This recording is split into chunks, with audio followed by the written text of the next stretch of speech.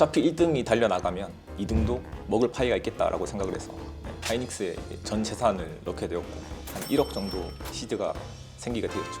다음 투자 섹터를 찾고 있었거든요. 정답은 전기차더라고요. 2019년도쯤에 준비를 했어요. 오, 네. 10억 가까이. 그때 왜 전기차 시대가 올 것인지 예측했는지.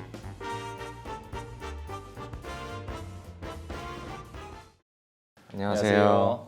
2024년 12월 우승자분 모시고 인터뷰를 하게 되었습니다. 자기소개 간단하게 부탁드리겠습니다. 안녕하세요. 경기도 화성시 동탄에서 거주하고 있고요. 반도체 엔지니어로 근무하고 있는 33살 평범한 직장인입니다. 그러면 보통 하루 일과가 어떻게 돌아가요? 기본적으로 교대 근무를 하고 있고요. 오전반, 오후반, 그리고 야간반으로 이렇게 구성이 되어 있고, 그래서 오전반이 보통은 14시 정도의 근무가 끝나서 집에 오면은 일찍 자는 편이고, 미장이 열릴 때 22시 정도에 일어나서 차트를 보고 6시에 출근을 하고 있습니다. 오후반은 14시 출근해서 22시에 퇴근을 하는데 집에 오면 12시 정도 돼서 그때부터 또 차트를 보고 매매하고 있습니다. 하루에 차트를 몇 시간 정도 보세요? 최대한 많이 보려고 하고 있고요. 10시간 정도는 할애를 하고 있습니다. 처음에 어떻게 하다가 코인 투자 입문하게 됐는지 좀 네. 계기를 말씀해 주시면 좋을 것 같아요. 투자를 제일 처음 시작하게 된 거는 2012년, 13년도 군 생활하면서 굉장히 많은 책을 읽었었는데 그 중에 하나가 기억나는 게 부의 추월 차선? 네. 유명한 책이죠. 스스로 시스템이 돈을 벌 수 있게 구조를 만들어라 라는 책이었는데, 그래서 어떤 걸 해볼까 고민을 하다가 주식 투자를 입문하게 되었고, 그때 당시 병장 월급이 12만 원, 10만 원 그 정도였는데 야무지게 모아서 200만 원으로 처음 투자를 시작하게 되었고요. 본격적으로 투자를 시작하게 된 거는 2016년이거든요. SK 하이닉스에 투자를 본격적으로 시작하게 되었죠. 혹시 대학교 전공은 뭐였어요? 네. 전공은 나노 과학기술 전공을 하고 있고요. 그래서 반도체 쪽에 좀 관심이 많으셨구나. 어차피 1등이 달려나가면 2등도 먹을 파이가 있겠다라고 생각을 해서 하이닉스에 이제 전 재산을 넣게 되었고, 그게 어떻게 잘 돼가지고 대출을 포함해서 한 1억 정도 시드가 생기게 되었죠. 이제 다음 투자 섹터를 찾고 있었거든요. 정답은 전기차더라고요. 네. 근데 전기차보다는 전기차 배터리, 그리고 배터리 제조사보다는 그 배터리에 납품하는 1차 벤더들 위주로 2019년도쯤에 준비를 했어요. 네. 각 부품 소재에 1, 2등 기업을 찾아가지고 한 리스트를 30개 정도를 만들어 놨다가 2020년 2월쯤이었어요. 테슬라가 어느 날 갑자기 막 오르기 20%가 오르더라고요. 네. 드디어 때가 왔다. 갑자기 궁금한 게 전기차 시대가 올 거다라고 예측하신 것도 이제서는 다들 이미 왔고 공감했지만 그때 왜 전기차 시대가 올 것인지 예측했는지, 이게 첫 번째 질문이고, 두 번째 질문은 종목을 선정하는 과정에서 벤더들 여기가 1등 기업이야, 여기 2등 기업이야, 여기는 그래도 괜찮을 거야 라는 그 기준이 뭐였는지 두 가지가 좀 궁금합니다. 일단 전기차 시대가 올 거라는 건 2018년, 19년쯤 해서 전기차를 개발하고 시범용 차량을 출시하고 있다는 소식이 이제 들렸었어요. 사실은 태양광이라던가 뭐 전기차 배터리 이런 것들이 알고 보면은 이제 친환경은 아니거든요. 하지만 실제로 환경에 도움이 된다 안 된다기보다는 사실은 이제 시장에 관심을 받을 수 있어야 주가는 오를 수 있다고 생각을 하기 때문에 전기차를 패러다임으로 선택하게 되었고, 또 한 가지 큰 이유는 어느 가정에서든 차량 한 대 정도는 꼭 필요하다고 생각을 했기 때문에 그렇게 전기차 섹터를 고르셨고, 섹터를 골랐고, 일단 전기차 제조사를 선택하지 않은 이유는 내연기관 차량을 만드는 제조사는 수십 개가 있잖아요. 하지만 그 중에 어떤 차량 제조사가 주가가 많이 오른다, 작게 오른다를 구분 짓는 것은 일반인들에게는 정말 어려운 것 같아요. 그래서 제가 선택한 방법은 배터리 제조사도 많거든요. 그러면은 배터리 제조를 위해 필요한 부품들을 납품한 업체를 고르면 되겠다. 리스트업은 사실 대단한 게 없어요. 관심을 갖고 주로 네이버 종목 토론방을 돌아다니면서 그렇게 찾게 되었죠. 어쨌든 투자했을 때가 언젠가요? 네, 20년 2월에 테슬라가 20-30% 급등을 했을 때, 그 다음 날이었죠. 그럼 엄청 빨리 투자하신 거잖아요. 네, 그게 어떻게 됐나요? 이제 3월 달에 코로나 팬데믹이 터지면서 손실로 다 마무리가 되었고, 3월에 저점을 찍고 주가가 빠르게 반등을 하더라고요. 그래서 지금이라도 늦지 않았다라고 생각을 해서 부품 업체로 모든 시드를 이제 재편을 했고, 그게 한 2년 동안 잘 올라줘서 대출을 포함한 그 계좌의 총액이 그때 당시 29살이었던 걸 기억을 하는데 한 10억 가까이. 원금 복구하고 더 벌었네요. 그리고 우크라이나 전쟁 그때쯤에 배터리 업체들도 주가가 고점을 찍고 이제 떨어지더라고요. 2021년 말에서 22년 초였던 걸로 기억을 하는데 10억 찍혔던 그 자산을 전부 다 챙기지는 못했고 축제일 때 떠났어야 됐는데 너무 즐기기 바빴고 그래서 왜 그랬을까를 이제 되돌아보니까 제가 너무 기업의 미래 가치에만 몰두한 게 아닌가. 그래서 이제는 기술적 분석을 한번 배워보자. 네. 그렇게 해서 2022년 한 7월쯤에 매영남님을 알게 돼서 비트코인 선물 매매를 시작을 했었던 것 같아요. 처음에 얼마로 시작하셨나요? 100만 원 정도로 시작을 했고 어차피 이 작은 시드로 10배, 100배를 만들지 못하면 결국은 돈을 벌고 나올 수가 없다라고 생각을 해서 2023년에는 공부하는 거에 집중을 했던 것 같아요. 그러면 어쨌든 22년도 기술적 분석을 이제 시작을 했다고 하셨잖아요. 공부는 어떤 식으로 하셨어요? 기본적으로 차트 공부는 매영남님 유튜브 보면서 시작을 하게 됐고요. 조금 더 세밀한 타점 잡아보고 싶어서 이렇게 찾아보다가 글렌 릴리, 엘리어트 파동 이론 마스터 책이 있거든요. 저는 그 책 위주로 나중에는 공부를 하게 됐던 것 같아요. 그 책은 도움이 됐어요? 네, 저한테는 많이 도움이 됐습니다. 그럼 지금 차트 분석할 때 어떻게 분석하세요? 차트 분석 방법에는 흔히들 지표라던가 거래량, 파동 말씀하시는데 저는 그냥 그저 파동, 그저 파동? 네, 그저 파동 하나, 네, 거래량 그리고 RSI 크게 의미를 두고 보진 않습니다. 그러면 12월에 매매했던 타점 구체적으로 어떻게 차트 분석했는지 한번 보면서 이야기하겠습니다. 네, 알겠습니다. 네, 10월 10일쯤이죠. 60K 정도에서 올라온 파동을 임펄스라고 봤었고 그리고 올라가는 파동을 3파라고 봤었고 3파는 연장된 파동이기 때문에 세부 파동이 또 분화돼서 이렇게 1, 2, 3, 4, 5로 나오게 되거든요. 12월 요때쯤에 진입하게 됐을 때는 4파 부근일 것이다 라고 생각을 해서 매매를 시작하게 되었습니다. 4파니까 삼각수렴을 의심해 볼 수 있잖아요. 실험 끝부분에서 롱 진입을 하셨고 오파가 남았다고 가정하시고 네, 그리고 손절 라인이 굉장히 짧기 때문에 좀 고배로 시작을 했었습니다. 1, 2, 3, 4, 5 이렇게 잘 올라가다가 마지막 5파가 안 나오는 거예요. 그래서 직전 고점을 뚫지 못하고 직전 저점이 뚫릴 때 매매를 종료하게 되었고요. 1주차에서 매매가 종료된 부분이 이 부분인데 갑자기 쭉 빠지더라고요. 일자 파동에서는 이제 매매를 하지 않는다가 원칙이었고 그 원칙을 지켜서 요 안에서는 매매를 하지 않았고요.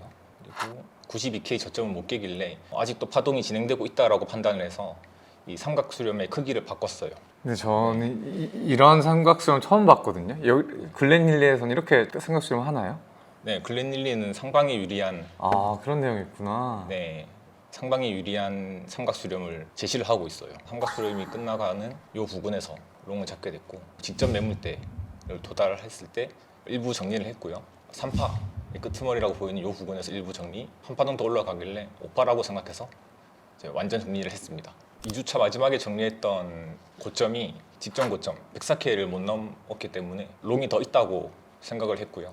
네, 이제 이후의 파동들이 임펄스로 나오지 않으면서 엔딩을 의심을 했어요. 그래서 원래는 이 108K 자리에서 숏을 쳤어야 했는데 각도가 조금 마음에 안 들어서 여기 조금 떨어질 때부터 숏을 진입하게 됐는데 여기는 이제 관점이 두 개거든요. 노란색 대파동으로 올라온 4파가 108K로 고점이 나왔다라는 관점이 있었고 러닝 플랫 나왔다는 관점이 있고 말씀하셨던 것처럼 러닝 플랫 빨간색으로 ABC 표시한 부분이거든요. 이렇게 러닝 플랫 진행 중인 관점이 있어서 여기 반등했을 때 추가로 진입을 하게 됐어요. 러닝 플랫이든 5파동이 모두 끝났든 조정의 폭이 너무 작다라고 생각을 했기 때문에 1파 그리고 3파로 표시되어 있는데 이 파동의 비율이 1.38 정도 되더라고요. 글렌릴리는 임펄스의 마지막 파동 5파에서 혹은 ABC 플랫의 마지막 파동 10파동에서 5연장 임펄스가 나올 수 있다고 제시를 하거든요. 근데 중요한 부분은 3파 크기가 1파 크기의 1.62파를 넘을 수는 없다고 돼 있어요. 주로 1.38을 제시를 하거든요. 그 사이즈가 제대로 나와가지고 숏은 하나도 정리하지 않고 그대로 들고 있었고요. 5파 연장 파동의 가장 중요한 부분은 이 4파의 반등이 2파의 시점을 넘을 수가 없게 돼 있어요. 그래서 여기 4파 반등이라고 생각한 지점에서 이 2파 고점에 손절 라인을 걸고 전체 시드의 50배가 들어가게 됐고요. 5파 연장 임펄스 같은 경우는 1파의 시점과 3파의 종점을 이은 이 파동의 외부적인 비율이 2에서 가장 자주 멈추고요. 그 다음에 1.618 그리고 마지막으로 2.618배까지 확장이 되거든요. 이제 세 개 중에 하나를 골라야 되잖아요. 그래서 3분의 1씩. 분할 익절을 하신 거예요? 네, 여기는 이제 매물대 관점에 근거해서 여기를 뚫지 못하고 반등할 수가 있으니까. 그리고 마지막에 3분의 1 정리한 숏, 여기서도 한 번 더 승부를 봤어요. 108K부터 92까지 내렸으니까 16K가 떨어진 거거든요. 38이 반등만 먹어도 굉장히 많은 수익을 챙길 수 있겠다 싶었고 88K쯤에 여기서 굉장히 많은 매물대가 있거든요. 그래서 손절 라인을 88로 걸고 모든 시드를 투입을 하게 됐습니다. 93 정도에서 들어간 롱 한 번 더 올라갈 수 있다고 생각을 했는데 일반적인 반등일 뿐이어서 쭉 빠질 때 정리를 했고요. 한 번 더 펄스처럼 올라가길래 이 부근에서 들어갔거든요.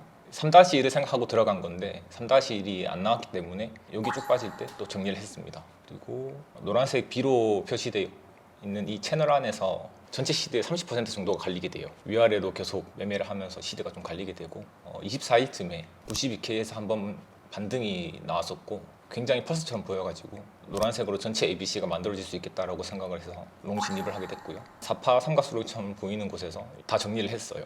26일 정도 100K 살짝 도달해 주길래 또 심리적인 저항선이잖아요. 앞에서 올라온 임펄스 파동 3연장이기 때문에 1파와 5파가 길이가 비슷할 거라는 추측을 할 수 있거든요. 그래서 이 추세선 깰 때 한 번 더 추격 소설 해가지고 21일부터 올라온 전체 파동의 한 0.5 부근에서 더 이상 빠지지 못하고 머뭇거리길래 물량을 전부 정리함으로써 12월 매매가 종료가 되었습니다. 손절 라인 보통 몇 프로 가져가요? 보통은 20배 이상으로 하기 때문에 손절 라인을 0.5% 잡고 매매를 하고 있어요. 그래서 나중에 대회 우승이 확정되고 한 달 동안의 매매 기록을 봤는데 승률이 한 30% 정도? 아, 손절이 더 많았다는 거예요? 네, 손절이 저는 훨씬 많아요. 아, 많은데 수익 볼 때 좀 많이 보고 손절 라인 타이트하게 가져가니까 승률이 낮음에도 수익이 난다. 제가 보기에는 조금 공격적인 스타일 매매를 하시는 것 같은데 네. 매매 원칙이 있다면 매매 원칙은 익절을 함부로 하지 않는 거. 수익을 볼 때 한번 네. 좀 크게 보자. 그래도 그 안에서 이제 기준이 있으니까 기준에 위배되지 않는다면 수익을 좀 길게 가져가는 편이고, 그리고 가장 중요한 거는 ABC 파동에서의 C파 그리고 임펄스 파동의 3파를 안정적으로 가져가는 게 저는 가장 중요하다고 생각해요. 그 이유가 뭘까요? 손절 라인이 명확해지고요. 손익비가 좋은 구간이 바로 C파와 3파 구간이거든요. ABC 플랫 파동에서의 C파는 임펄스로 나올 확률이 높고, 아, 플랫 파동에서? 네네. 네.